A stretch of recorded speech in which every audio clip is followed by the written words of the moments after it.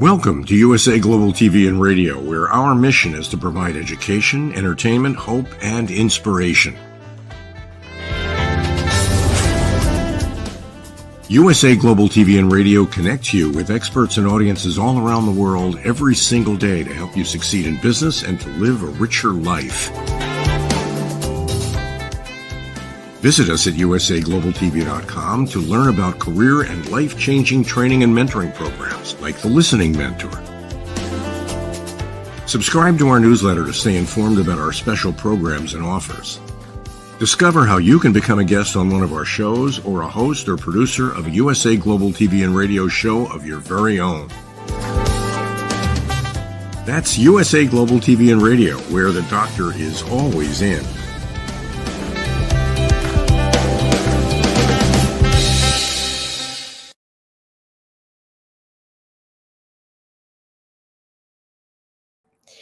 Good morning, good afternoon, good evening. This is USA Global TV and Radio. I'm your host for today's show. I'm Dr. Jacalyn Kerbeck, and our show is a really important one. I think that this might resonate with many of the people who are out there. We are going to be talking about you, body, heart, and soul. Is it body, mind, and soul? Does it matter? It's a heart, it's a mind, it's a soul. It's all together. And our topic today is how much do looks really matter? Everyone has an opinion. Joining me is the star of our show. His name is Justin MIRIGLIANI. He is a dear friend. He's an incredible person. He's someone who has inspired me and so many others across the world. He does incredible work in terms of giving back and also in terms of teaching soft skills to corporates as well as to individuals, people who are interested in bettering themselves, personal development, leadership development. Let's welcome Mr. Justin MIRIGLIANI. Hello, hello. Dr. Jacalyn, welcome back home. Thank you, thank you. It was great to be in London, to be broadcasting from London. And now I am in New Jersey. There you go. Yeah. Quick turnaround. Exactly, exactly. And I think you and I are in the same state for once in a long time. Yeah, exactly. Which is great. So while I've been gone, I've just been amazed at the amount of audience participation that you've had and the number of topics that you bring up that really resonate with people. So before we dive into this topic, which obviously people are going to have opinions about, I just want to encourage people to feel free to comment. And if you have a question or if you have something that is pressing, put it into the comments on whatever channel you're watching. Obviously, if you're on Zizzle TV or E360 or Amazon or Roku, you can't do that. But you can jump over to YouTube if you have any comments that you want to share. So, Justin, you've had a major transformation physically as well as mentally. A lot of things have gone on and are going on. What do you attribute this incredible success that you've had to really becoming, in some ways, half a person that you are, and in other ways, double a person in terms of what you've gotten from this transformational experience? Well, it's been a long fight with depression over the last couple of years. as we haven't talked about this yet on the show, but I've talked about this on Facebook. Unfortunately, after 20 years of marriage, my marriage is ending, and it's very difficult. I lost my uncle suddenly 2 weeks ago. We had the funeral last week, and there's some other family members who aren't doing well, and so there's a lot mentally. And over the last few years, I've really been struggling with seeing having an inkling that the marriage was devolving, and wondering what I could do to fix that, and wondering, but it was almost like being a teenager, wondering if is my appearance. I was getting very heavy because I was depressed and I wasn't in the gym at all. And um, I, I feel like I went through high school. Whoa, looks like we got a little. There we go. All right, fix that. I went through high school, and I was not what you would call a handsome teenager. I certainly went through those gawky years of not looking good, and that bothered me a lot. I mean, that, and one of the things was I was so skinny, and people would always make fun of that, about my size, about how small I was, body wise. And I don't think that's something you can shake easily, even as you get older. I think that's something that stays with you because it happens at a young age. Um, so I haven't really worried about what I look like being a married man. That we're just separated right now, but it looks as though it's heading in that direction, unfortunately. But now I look, and I look at women a different way than I did before. I noticed that looks are appealing. There's no doubt about that. And when I was, well, going back to high school, when I was in high school, I wasn't a good looking kid. I really was. I was that gawky teenager. And then once I got in the gym and started lifting weights and really ripped up, that's when I became a pretty decent looking kid. I'm not going to say that I was, exceptional or people's sexiest man alive, but I was a good looking kid. And when I got into college, I was a good looking kid in college. I was very ripped, very, very, always had my hair done well, worried about it. Was very conscientious about my looks, wanted to make sure I was wearing shirts that made me look big, shirts that made me look muscular, shirts that, pants that look really good and had the right sneakers. And, it was really important to me. And I thought the only way a girl is going to ever like me is if I look good. And that was really wrong in two ways. One, because it was wrong for me to think that that was the only way a girl could like me. And two, that meant that I thought the only way I could like a girl was if I thought she was, quote, at the time we used the word hot. So I would date very pretty girls in college. I dated some really pretty girls, and after college as well. As a young man, um, dated some really pretty women, and the relationships. There were good times and bad times, but especially the ones after college, they really didn't stick until I met Amy and we did get married. And I think part of the problem with my dating history before that was that I was always looking for, is she hot? Is she hot? Is she hot? And there are things that supersede that. Everybody's good looking in some way, shape, or form, no matter what. Everybody's lovable. Yeah, I do see we have a comment, so I do want to take that. So let's see what the comment is.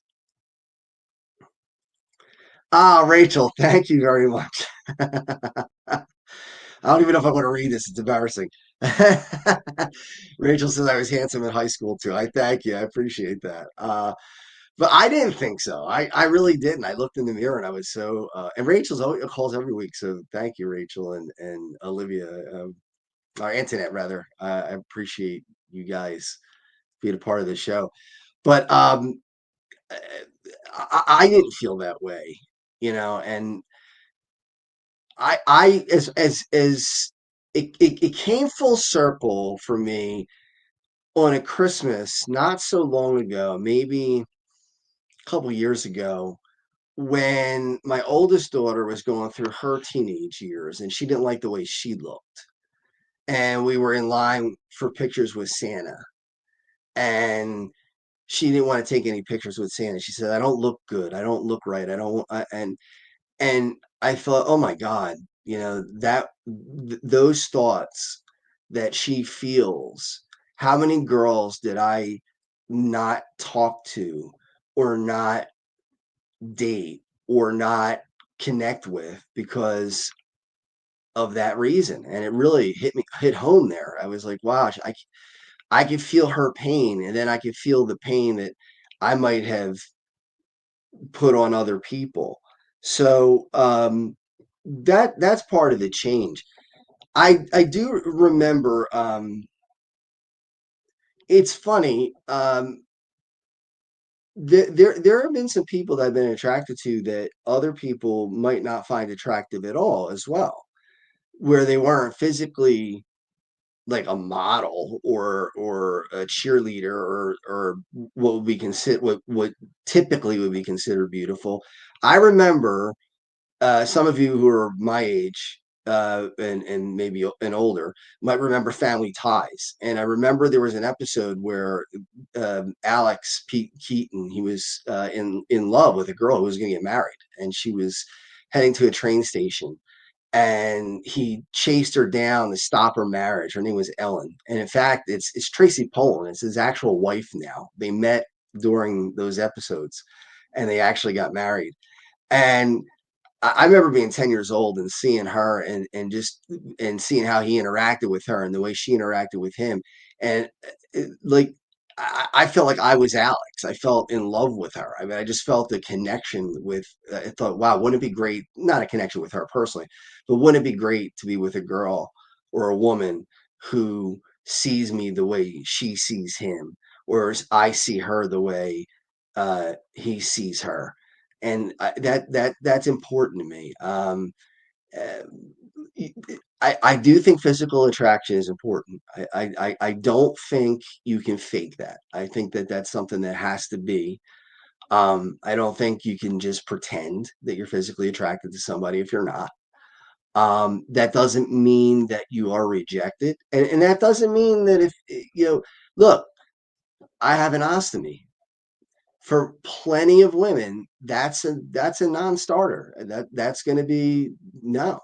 I mean that's going to be forget it, and I know that. And I'm closing on 50. I gray in my beard, and for some women, that's going to be a non-starter. That's going to be a no. And the difference between me now and me then is I would chase back then. I would be like, well, yeah, come on, please, it. Now I would never chase down and try to talk a woman into wanting to date me or wanting to be with me. I mean, if she does, she does. If she doesn't, she doesn't. And I'm not going to take that as a personal slight. I'm not going to be devastated by it. I'm not in love with every girl I meet. So, my thought is, if even if you are attracted to somebody and they're not attracted to you, and that's going to happen in my case, I know that, and I'm okay with it. Um, you just chalk it up to, people like chocolate, people like vanilla. I mean, some people like blondes, some people like brunettes. Some women like guys with muscle. I had a girlfriend in college who said I was too muscular. And then other girls said, oh, I really like the muscles.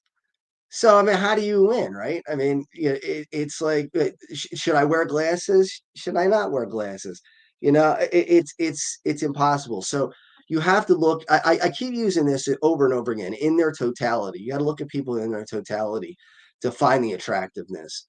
It's not all looks. Now, again, looks matter. They do. You have to have a physical attraction, but that is not the overriding number one issue. That can't be, because if it is, they're fleeting anyway. I mean, we're all going to get older. We're all going to get grayer, and I'm not going to stay with almost 20-inch arms forever. I mean, that's not going to last forever. When I'm in my 70s, they're going to start to shrink, and hopefully I can get through my 60s all right. But it is what it is.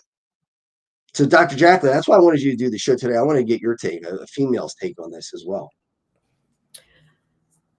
a female's take on what you shared about your physique or your on what you think about how important is physical attraction? How important does it matter at all? Does it not matter at all? Is it, like, if it's the nicest guy in the world, but you're not physically attracted to him, would you be able to date him?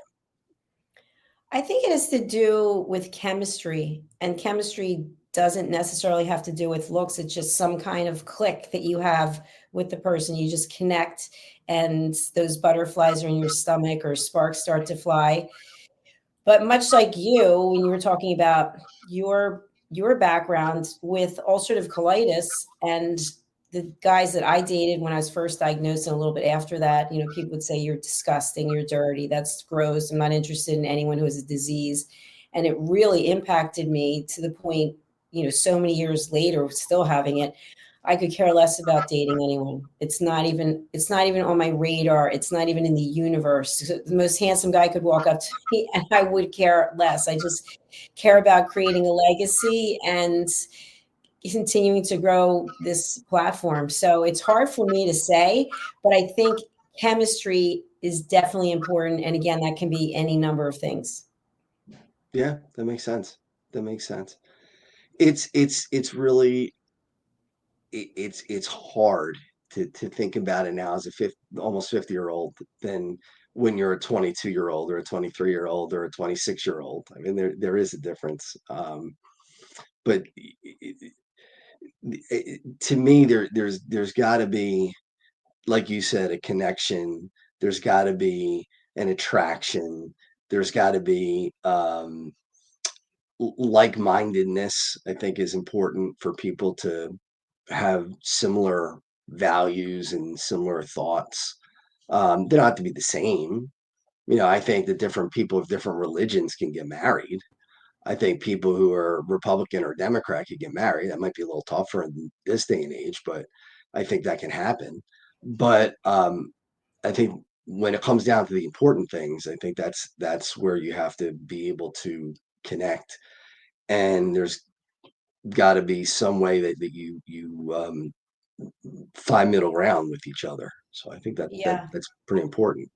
I do have a thought about that. I think, and I'd be interested to know if anybody out there thinks this is important, but I've always wanted to feel safe with someone, meaning that they have my back, that I can be myself. And some of that, I guess, can stem from childhood or experiences you had in school. But I think Sure. when someone goes out of their way to take care of you, to be nice to you, to be kind to you, and they want nothing in return, then that really says something. It says to me, oh, this person really has a good heart and they're really sincere. They're not doing nice things or being nice because they have an ulterior motive. And I don't think that matters what you look like at all. That's just how you are as a human and what your Right. character's. That's right. No, I agree with that. And the other thing is, I think in today's day and age, it's a little different where I've gone out while I'm married with female friends. And since the separation, going out with female friends where they weren't dates, where they were women who were married or just friends. And I think probably a generation ago that probably wouldn't have happened. I think people would look down on that and say, "Oh, that's not right. That's cheating or whatever." But I think we've evolved from that. I think that if I said to a girl, "Hey, you want to catch a movie?" Does that mean that I'm asking her on a date? Not necessarily. I mean, it just might mean that, hey, let's see a movie. Just like a guy friend that might say, "Do you want to see a movie?" Or do you want to go to a Flyers game? Or do you want to do this or that? So. Uh, that's the other thing is I think people get caught up in the oh, what is this, the panic of what are the motives, what are their thoughts, what are their intentions, and it might be just to have companionship and just to have a friend and somebody to sit with. And I love getting together with old friends. I love sitting together with old friends and talking about the old times. And it doesn't mean that it's romantic, and it doesn't mean that it's going to be. Now, with that said, could those things happen? Sure. I don't close the door on it. But my cousin a couple weeks ago said to me, "You're almost 50. You're done. You're washed up. It's over." I said, "Are you crazy?" I said, "I'm washed up. I said, that's nuts. Why would you punt the second half of your life? There's no need to. There's no need to. And again, I'm not saying that I would necessarily be all about looking for somebody who is the ideal looking person. I mean, that character Ellen, Tracy Pollan, is a very pretty girl, but certainly would not be considered a super beauty. I mean, she's beautiful in the way she is. There was a woman that I worked with when I was a kid at the bank. I was a bank teller, and she was one of the customer service reps. And she was really just the average looking woman. I mean, she wasn't overly attractive, but she was just gregarious and fun, and um, in some ways sensual, and to me that was a turn on. I like that. I thought that was pretty cool. um she told me, hey, she was married and there was nothing happening between us, but she was telling me that, my husband and I still make out in the car, and we're, in our 50s. And I'm like, that's cool. I mean, so all right, you're in your 50s. I was 22. But all right, you're in your 50s. That doesn't mean that those things have to stop. And again, it's not just a looks thing. But in my opinion, it's not. I think there are different things that everybody looks for. I think there are different things. Like some women love guys with blue eyes, for instance. I get that. I don't have blue eyes, so I'm out, and that's okay. That's not a big deal. Or my daughters aren't blondes; they're brunettes. They may meet a guy that just says, "Look, I'm into blondes, and that's my preference." And I try to tell them, look, I mean, that's not a knock against you. It doesn't make you a bad person. It's just that person's own feeling of what they prefer. I mean, again, some people like steak, some people like fish, some people like chocolate, some people like vanilla. On the looks part of it, that's the way that works. I think it's just, now can to your point, Dr. Jacalyn, can you get past that with somebody that you're not initially attracted to? I think that's possible. Sure. I think that can happen. I think the first thing that happens usually is there's some sort of a spark. There's some sort of a, you notice that person, you look at that person and you say, wow, they're really attractive. And in for whatever reason, why? I mean, again, body parts, right? Some men like eyes. Some men like breasts. Some men like rear ends. I mean, some men like legs. Women, some men like pecs. Some like biceps. Some like a guy with a big back. Or I remember, I remember working at a sporting goods store. There was a girl I really, really liked, very pretty girl. I was attracted to her. Asked her out a million times. No, no, no, no, no, no, no, no. And back then I took it, to heart. It really, like, it bummed me out. Where today I would just be like, whatever. I'll just move on. But the reason why she didn't like me is she said, you're too big. I like thin guys. I like really, really thin, like heavy metal rocker thin guys. Like the guys that used to be like glam rockers, like Motley Crue and things like that, or Axl Rose and those guys. She liked that look. Now, I was disappointed, sure. And I was like, oh man, why can't I have this girl? Why can't I go out with this girl? But she just wasn't attracted to me. All right, well, then it bothered me. Now not so much. The ones that hurt are the ones that are when you do have a connection as well. When you have the emotional connection along with the physical connection. Um, when those end, those hurt. I mean, I don't think there's any getting around that. I think that that's and I feel that way with guy friends too. I look back on guy, and I'm not saying there's anything wrong with being gay.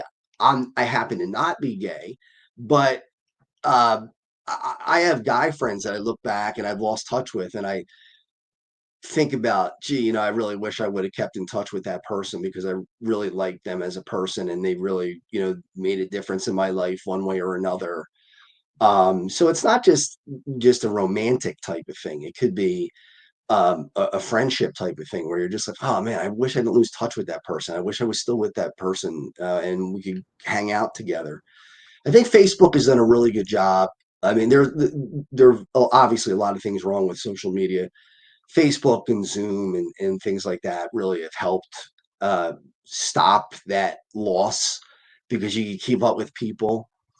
Um, but I saw and I don't know if she's watching or not, but my third grade girlfriend, all right, third grade girlfriend, in September, I went up to visit because I was going to a convention up there, and her house is right nearby.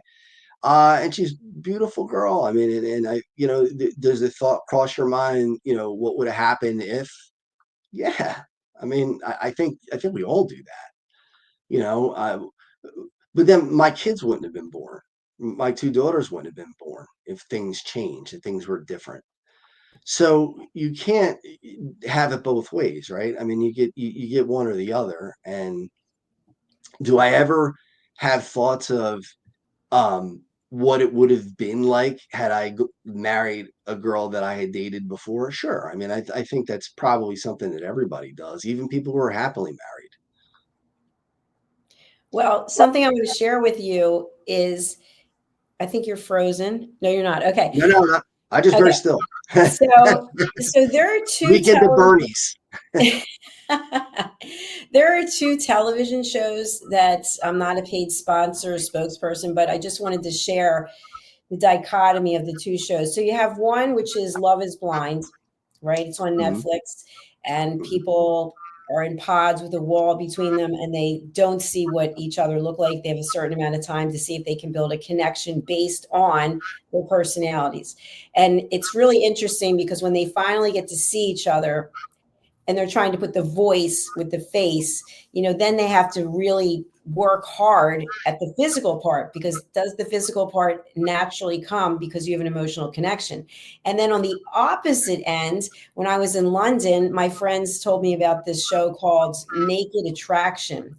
And I don't know if you've heard of it, but it's No. quite interesting. It was actually good for a few laughs. But they have these 6 boxes. They're like plexiglass, like, long boxes, and each one's a different color.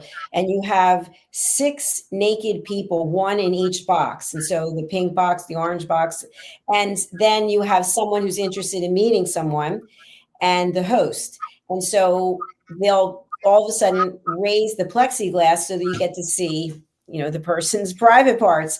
And the person looking to date and the host will actually go up to each plexiglass box and stare at that person's nakedness and say, wow, I've never seen an uncircumcised XYZ. And they're Right. literally studying the body parts. Right. And then they'll eliminate someone, and then they bring the plexiglass up so you see the torso and the chest, and then they eliminate someone, and then they show you the face. And so based on what I've read about that show is you're seeing everything there is to see. There's nothing to hide. It's all there. They turn around, they're bending over. And those relationships probably have an equal success rate as Love is Blind. So I'm not sure what it all means, but it's just two totally different approaches to And finding it's love. still, And it's still difficult no matter what. yeah, isn't that funny?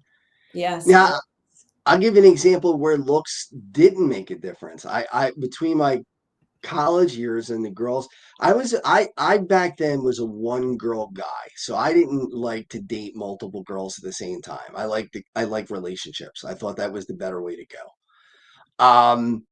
That's probably a little different today now that I'm a little older and have been married and am on a different plane now. Um, Not to say that I'm going to become a gigolo, but to go out and have fun, go on a date, go bowling, do things like that, axe throwing, whatever, if it leads to any physical, um, whatever in due time when I'm ready to do that, then it does. And if it doesn't, it doesn't. But there was a girl that I dated, once, no, twice, two times, after my college girlfriend and before Amy, before my wife. And this girl was gorgeous. I mean, she's absolutely spectacular looking. In fact, I think if I remember right, she was a final cut as an Eagles cheerleader. And I took her out twice, and looking at her, I was like, I can't believe this girl's interested in me. I was like a 20-some-year-old, like, wow, how did I do this?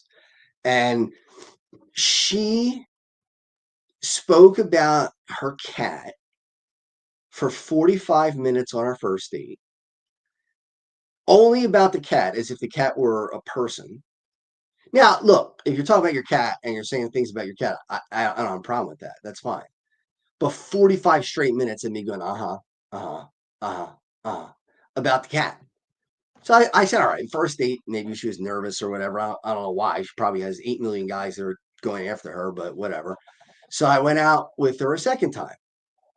Another 45 minutes soliloquy on the cat. The looks drained right from my eyeballs. I mean, it was just like lost all attraction immediately.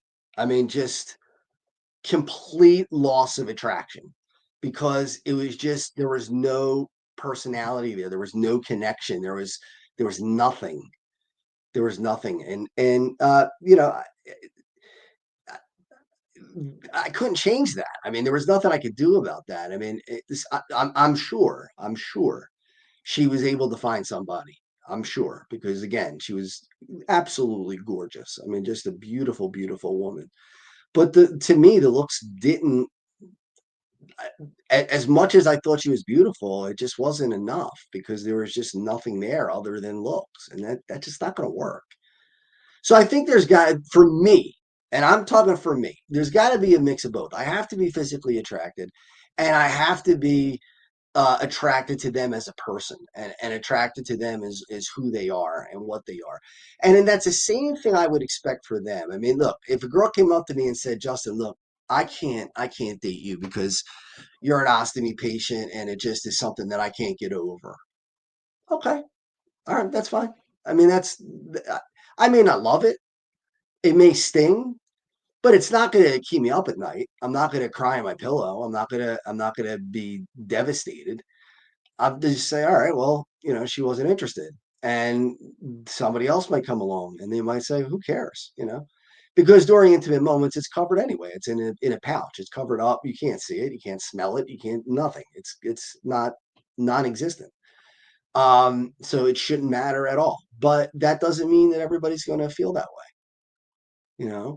Age could be a difference, right?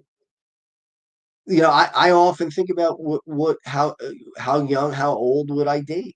Would I date somebody who's younger than me? Yeah, sure. If there was a connection and an attraction, yeah. Would I date somebody older than me? Absolutely. If there was a connection and an attraction, sure. Why not? It has to be the right place at the right time, not rushed, not something that I would say, hey, I got to do this tomorrow.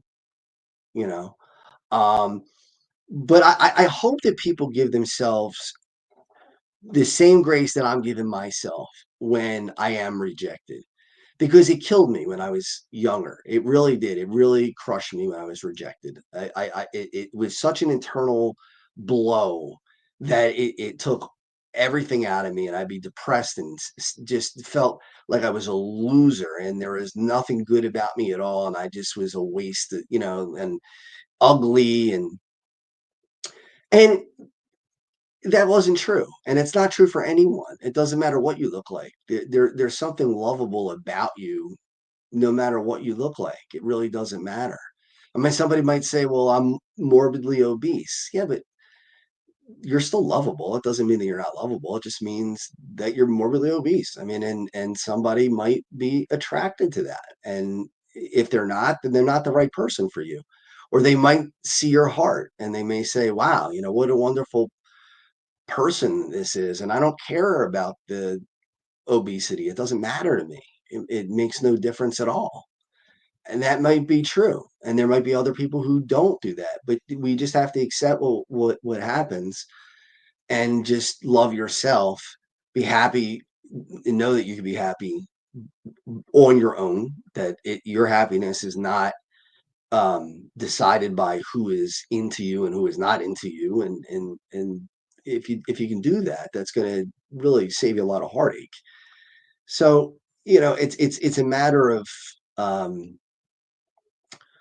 what do you want out of a relationship, you know? And the other thing that some people will say to me that I don't agree with, like, why do you go to the gym? Why are you vain? Like, why do you want to build big muscles? Why do you want a six pack? I want that for me. I want to look like that. That's what I want to look like. That doesn't mean I'm doing it for women. Now, if women find that attractive, sure, I'm flattered by that. I mean, if women say, "Hey, you really are a good-looking guy. Your body's really, really ripped," and sure, I like that. I mean, who wouldn't? Or if they say, I like your beard, or I like your hair, or I like your glasses, or whatever. Of course, I mean, why not? There's nothing wrong with that. It's not vain. We all try to look the best we can. I don't think anybody gets up in the morning and says, how could I look the worst I possibly can today? I don't think we go to work and say, you know what? I want to look the worst I could possibly look today. We never do that. We want to look the best we can. We comb our hair, we brush our teeth, we wear deodorant, we take a shower, we wear clothes that are flattering to us, that are made, and something that would not be flattering to us, we don't wear that. So, I, I don't think there's anything wrong with being concerned about your looks, unless you allow it to become so consuming that it overrules your whole life and you can't get beyond that. I mean, if that's going to be the deciding factor on your whole value as a person, then there's where your problem is. Yes, you hit on a lot of really good points. And I think it also depends on your mindset and what you've experienced. So for me, I'm a lot older than you, sadly, but I am. No, you're not. I have a very different perspective because at this stage of my life, first of all, I'm just going to say this, and I know this is going to offend a lot of people, and I don't mean it to be, but I'm not an advocate for marriage. I'm really not. I think it's almost impossible to stay with the same person for your entire life. I think it takes an incredible amount of compassion and, I don't want to say negotiating, but compromise. And Compromise. and I know that there are people who've been married for a very long time. My parents were married for a very long time. I don't know that that means that you're in love with each other all that time. I think at some point you become partners and you say, well, we have the kids, or we have the money, we have the assets. And that doesn't mean that you look at that person and your knees are buckling. It's just you've been with them for a long time. So to me, I feel like as a single person, it's even more difficult to stay with someone because there's nothing to keep you together except your sheer desire to do so.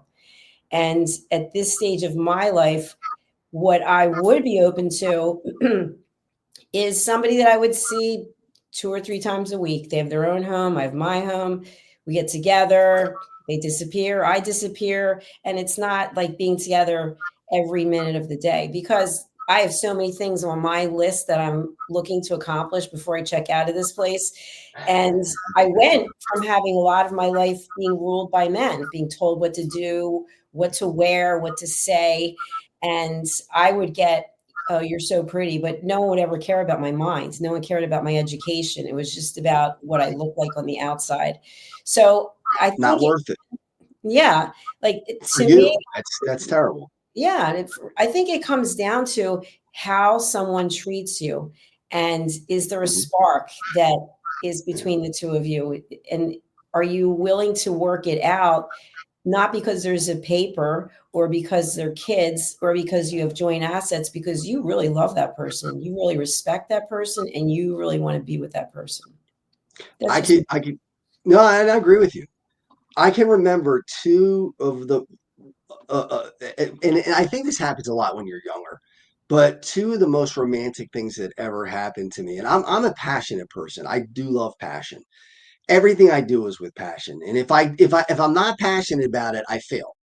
So if I'm passionate about this TV show, I'm passionate about my work, I'm passionate about my charity, and that's why it succeeds.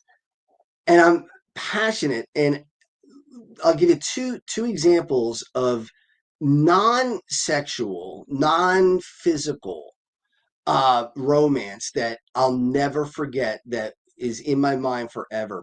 There was one girl that I would really, really loved, and I remember we were um, laying in bed listening to music, and I can remember the songs. I won't say them because I don't want to, you know, out that person, but if, in case they're watching, who knows? But um, I remember nothing physical happening for hours. I mean, literally hours, just laying on each other, holding each other, and that's it. Not one physical thing. That was one of the most romantic moments that I ever had in my entire life. And then the other one was, there was a girl that, again, she was not your classic beauty. She wasn't somebody that you would say, "Oh, that girl's smoking hot. She's a cheerleader. Or she's this or that." Um, but she reminded me of that character Ellen in Family Ties that I was talking about earlier, and I grew to really, really care for her, and and she became more beautiful in my eyes than she probably was to other people who didn't know her. Which isn't to say she's not a beautiful girl, because she is, but she, there was something there, and it was late December of 1994, and I want to write her and just tell her I want to thank her for this memory when that day comes. But it was December 19th, the day before my 20th birthday. I was 19, turning 20. And all day long, I'm with her the whole day, and we're hanging out with a bunch of people at college. And I'm scared to death. I know she had a boyfriend, and I'm scared to death to ask, if she liked me. And I was really, really like, I got to do it. I got to do it. I got to do it.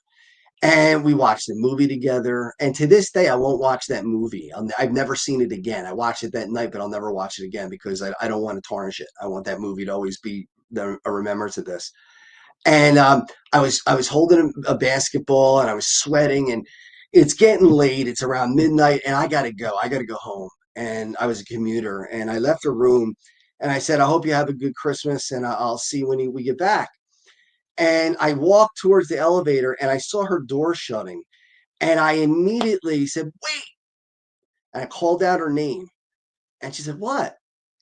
And I said, "Listen, I don't know how much you are with your boyfriend. I don't know how close you are to your boyfriend. All I know is I love spending time with you, and I think you love spending time with me. And I just needed to let you know that. I just needed you to know that I'm attracted to you, and you don't have to say anything. You don't have to answer. You don't have to say get away, stay, whatever. I just want you to know that. That's all. And if I went to Christmas break without saying it, it would kill me. So I swallowed, hard, and I was like, well, okay, see ya. And she came in, she said, um, I like you too. She said, I feel it too. And we sat together on a step, and we talked, just talked, no romantic anything. It was romantic, but it wasn't physically romantic. But we talked, and we talked for 2 hours. And I remember she said, I think God brought us together, which really, that to me is extremely passionate, when somebody says something like that.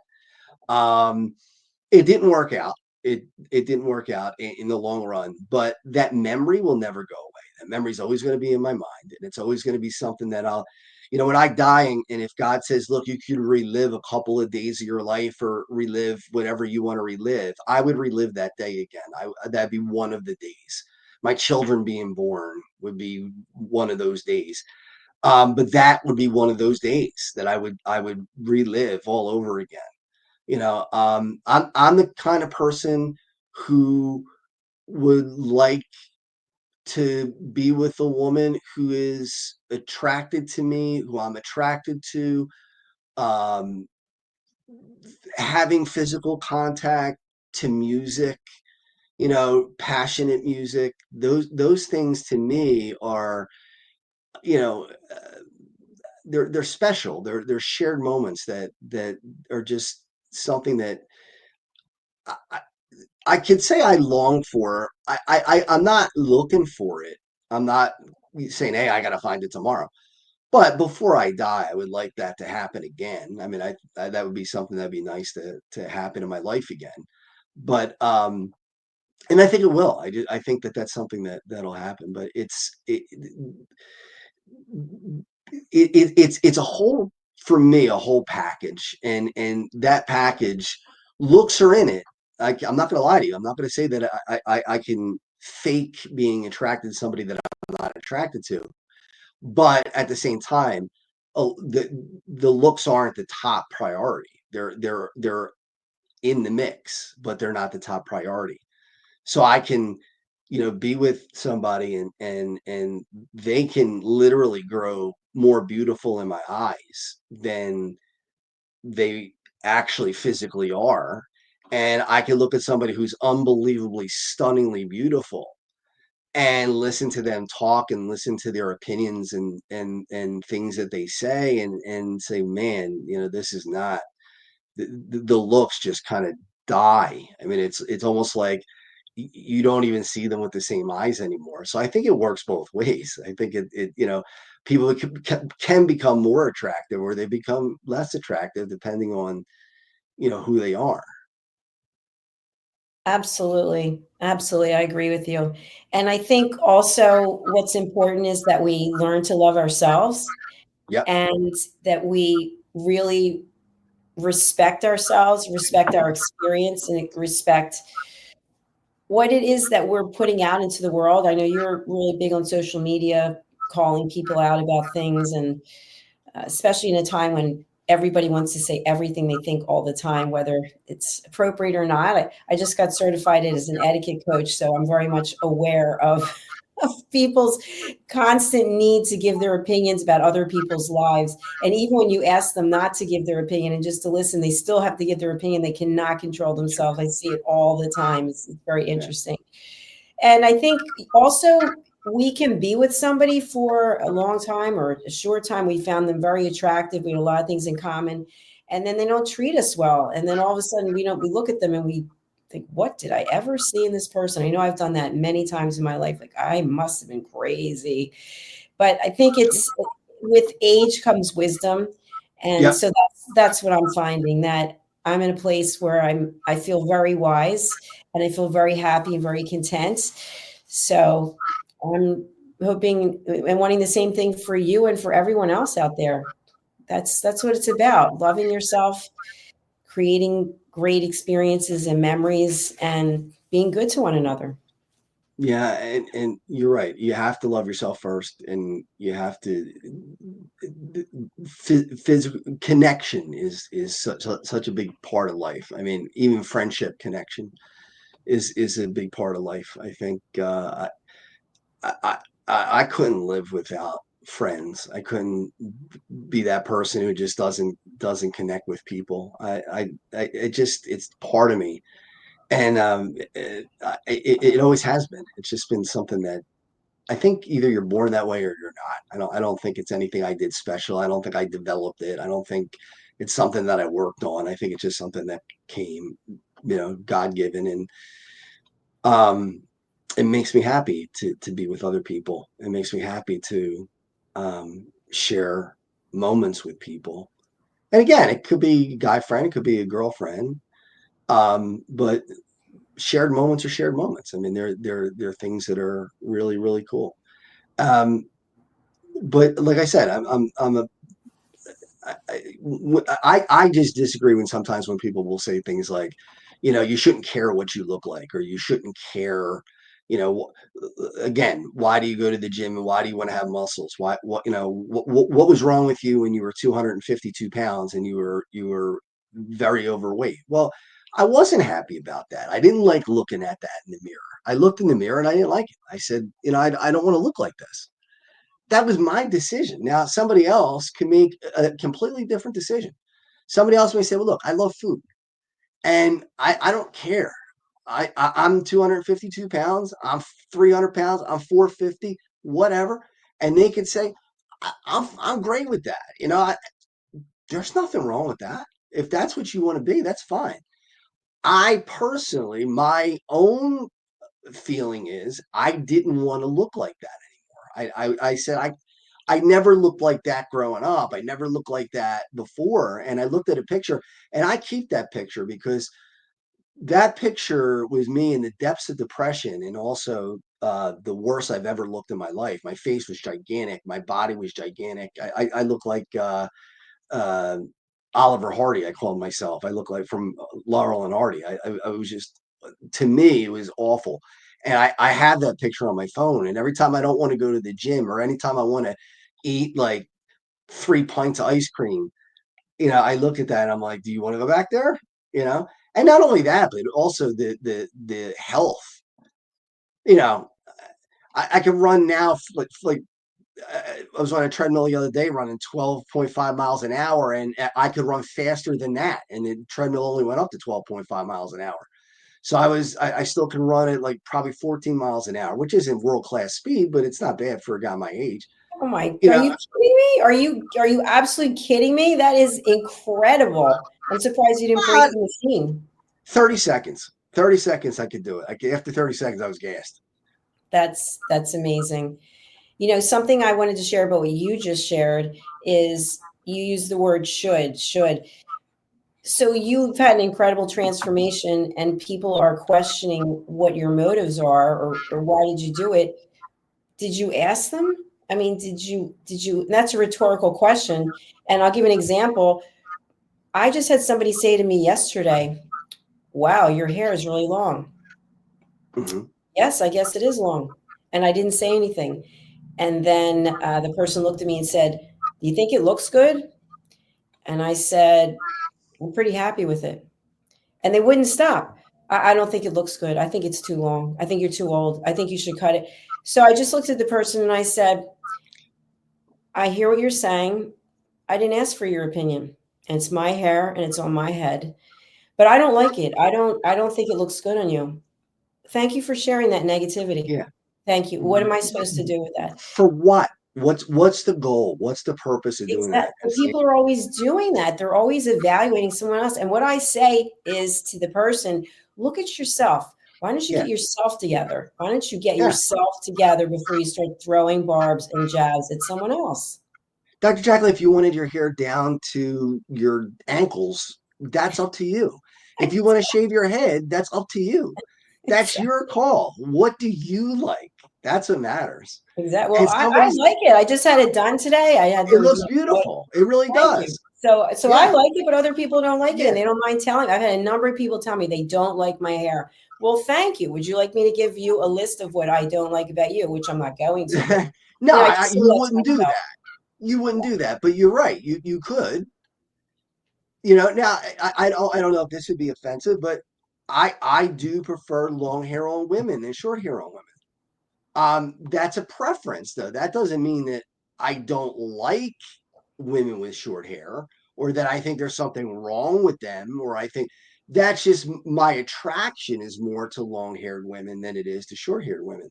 So, you know, I, I I think that's okay. I think there's nothing wrong with that. I don't think it's being shallow. I think that's just, again, chocolate vanilla.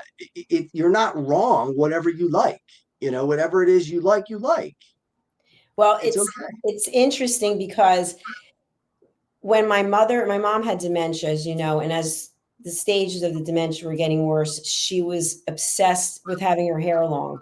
And she Mhm. would not go and have it cut. Of course, I'd have to take her or whatever, and it was a big fight. And she had long hair, and I just, it didn't do anything for her. And as her, full-time caregiver, I just would tell Mom, I really love you. But the ponytail, she always wanted to pull her hair back in a ponytail. And I get it, because that's the perception of, a young, attractive woman, right? You have long hair Right. and a ponytail. So someone just said to me the other day, what do you think? You're going to end up like your mother with dementia and that long hair? It's ridiculous. Another judgment. And so I'm only bringing it up because I want all of us to think about, what are we saying to other people? How are we coming across? And what's the real motivation behind giving negative comments when it's just as easy to give a nice compliment? There's always something we can say to compliment someone. Dr. Jack, I want to ask you something point blank, and I want to answer it honestly. Okay. That picture from when I was 252 pounds, you never said anything, but you had to know that I was overweight, correct? I don't know. I met you at Spin. Remember at Spin? Yeah. And the only thing I thought was, this guy's in great shape, man. He just rode that bike for all that time. That's what I thought. I never said to myself, because because of how we met through the Crohn's Colitis Foundation and the initial conversation we had, I remember I was in the car. I think I lived in this complex the first time back then, but you were just so gracious and gregarious, and your whole focus was on helping other people, that when I met you in person, I just felt like this, I don't know, this kind of love for you, like a friend, like a human being. I really wasn't going, well, he's this or he's not that, or he is that. I really didn't, to be honest. No, I appreciate that. But I mean, family members had told me they didn't realize, like, they looked at that picture now and they said, we didn't realize you were really that big, that you were really, we had never seen, we didn't notice. Yeah. And now they look at it and they say, wow, you were really overweight. And I was, I agree. Did that make me a worse person or better person than I am right now? No. Did it make me happy? No, it did not make me happy. I wanted to be in much better shape than I was. I wanted to be in the shape I was when I saw you with Spin. So, but again, that's personal preference, right? I mean, somebody might say, look, I'm almost 50, I give up. Well, you said something at the beginning of the show. I'm trying to think of the exact wordings, but because of being married, maybe I don't want to paraphrase and get it wrong. So I'll just say about me. So Yeah, because I'm single and I'm not in a relationship, I'm not as obsessed as I would be with my physical attributes if I was in a relationship. So because there's no one seeing me, like you see me and you like it or you don't like it, but it's not like I'm in an intimate physical relationship with someone where I go, oh, I better lose 5 pounds, or, which is how I would be otherwise. So that entire pressure is completely removed. And then I think the other thing as we get older is, my skin is not the way it used to be. I'm not saying my face, but I don't have the same ability to get the muscles that I have muscles, obviously, because I work out every day, but they're not the same as it used to be.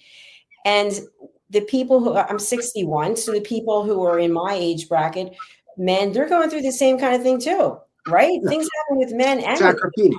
Yeah. Sarcopenia. There's nothing you do about sarcopenia. It's inevitable in any human being. There's nothing that can be done. You can slow it down, but you can't stop it.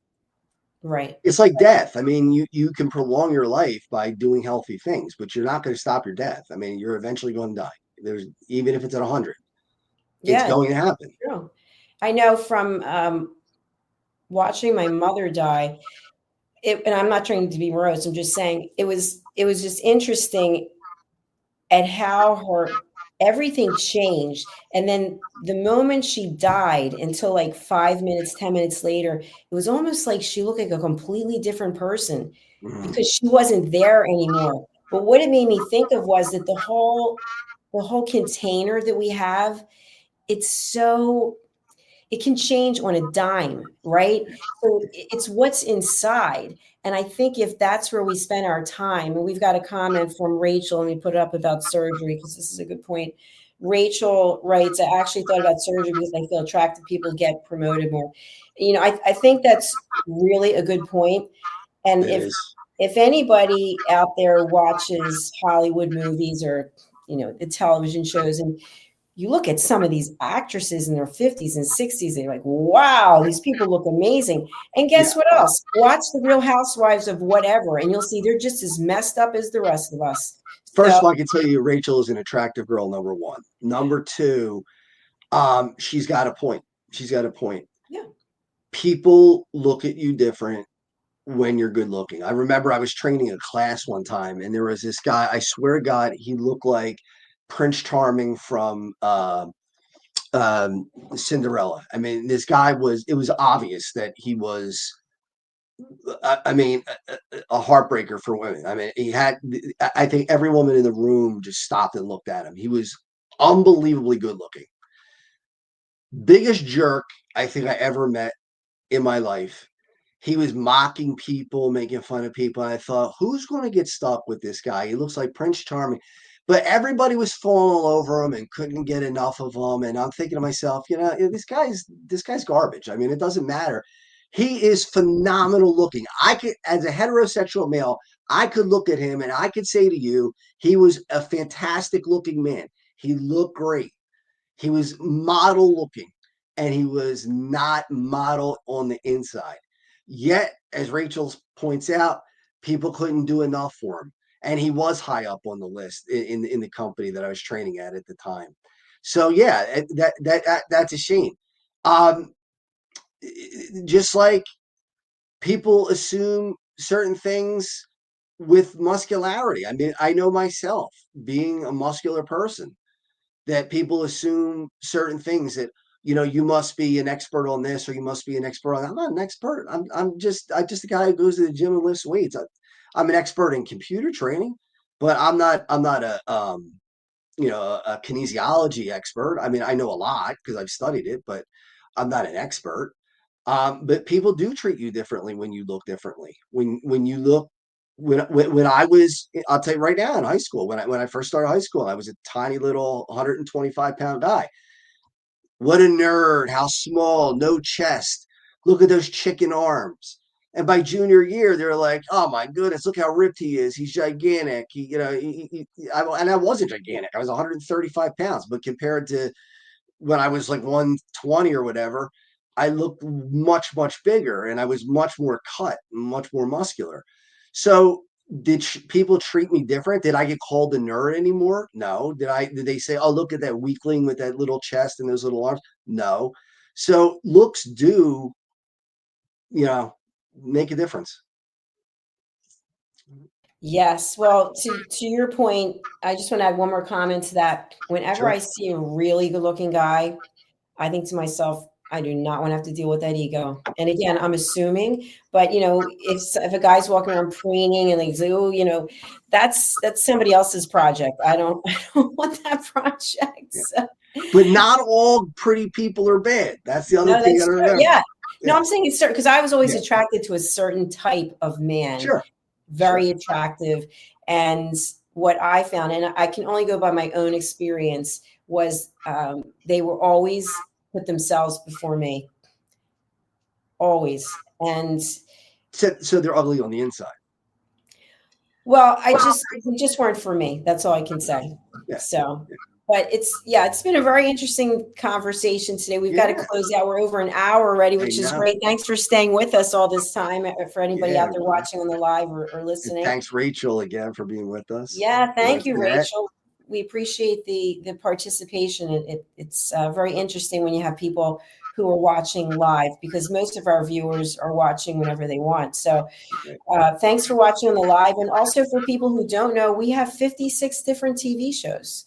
So please do go to our YouTube channels, USA Global TV and Radio and Dr. Jacalyn Kerbeck. Also download our app on Amazon, on Roku, Zizzle TV, E360 TV. You'll find us on all these platforms. And very soon we're opening an in-person television station right in New Jersey. And I'm hoping to get Justin in there. So Justin, what do you want to leave people with before we run that special video clip? Yeah, I just want to let everybody know we're still running that hockey game in Aston, Pennsylvania, and also in Havertown. That's where the party is. NHL celebrity hockey game. 700 people available. 700 tickets available for the restaurant. 1,000 tickets available for the rink. I said it before. I say it every show. I want 1,000 hugs at the rink, and I want 700 hugs at the restaurant. So we got to fill that place. We got to get people out there. It's for people who have Crohn's, colitis, and an ostomy. Very underfunded group of people. So we really need to help them. And Rolf Benershka, former NFL Man of the Year, is going to be there, and some of his charity gets that as well. So take a look at this video, and you'll see what you'll have to look forward to, and much more next time. Fantastic. All right, let's take a look at this video.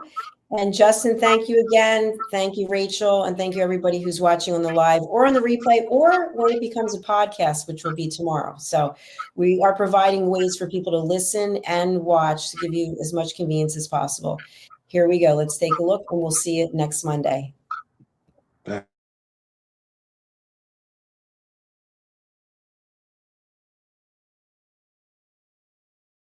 I just want to tell you how thankful I am that you came out tonight and helped us out on a very special evening.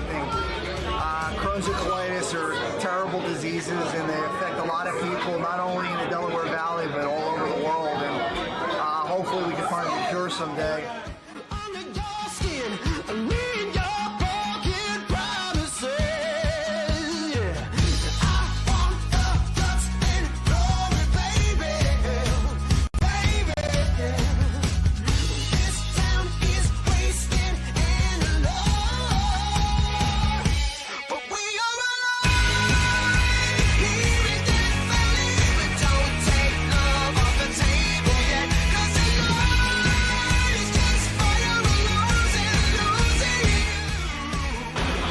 Nolan here with you at the Checkmates versus the Flyers alumni. We had a great time this afternoon. Game was close, and we're all here for Checkmates Charities, which is the real reason that everybody's here, not only the players, but all the fans that were here. It was a great day, and we're really happy to be here.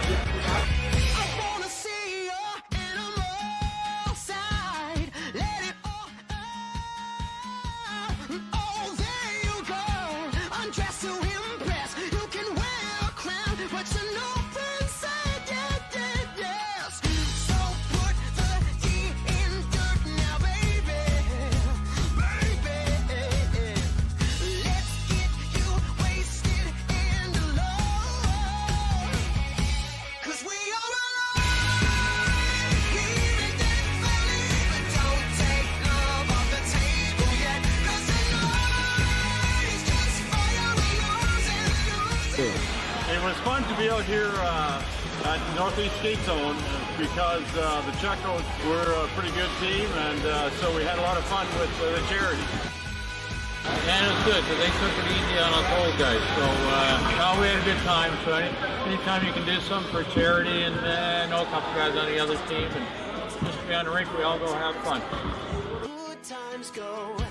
I'm either gone in an instant or here to the bitter, and I never know what I've got. I want to thank my family for all that they did to help me get through this, and there's a lot of planning that get done. It has to get done. I want to thank Nick's Roast Beef and Cotton Avenue for all they've done.